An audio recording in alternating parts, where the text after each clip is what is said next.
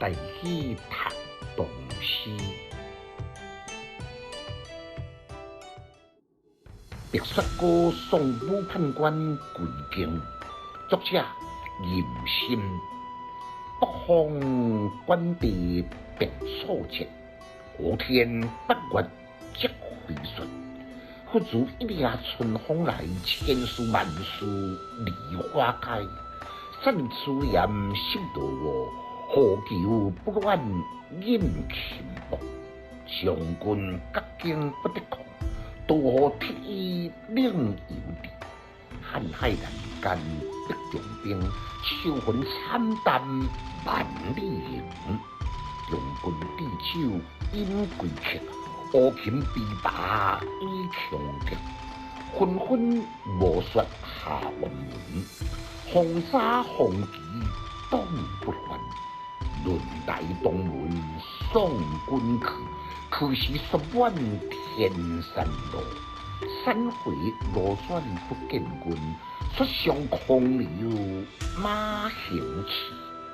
感慨，这首是作者呢70几首边塞诗内面上杰出的首，也是千百年来深受赞赏佮肯定的名篇。伊的特性呢是将塞外军中送别之情，跳出一般离愁别恨的俗套，不但就将塞外非常特色的风甲势呢，塑造成罕见奇丽景物。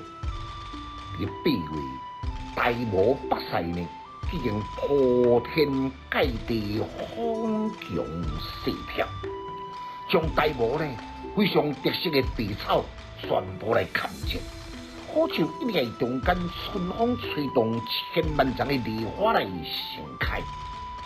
岁月纷飞结成一罐一罐的思念，像伫身上的皮油呢，连烧都未烧。饮断面皮也感觉淡薄，上吃力的呢，就是手甲的眼睛也扭未开，体液的盔甲呢也足歹像，大胆的冰条处处可见，惨淡的秋魂，敢若像压过天空，严寒苦冷就可想而知咯。中军岁地，甲我去拜下酒宴。要为武判官来送行回京，乌琴琵琶抛到强敌来起舞和鸣。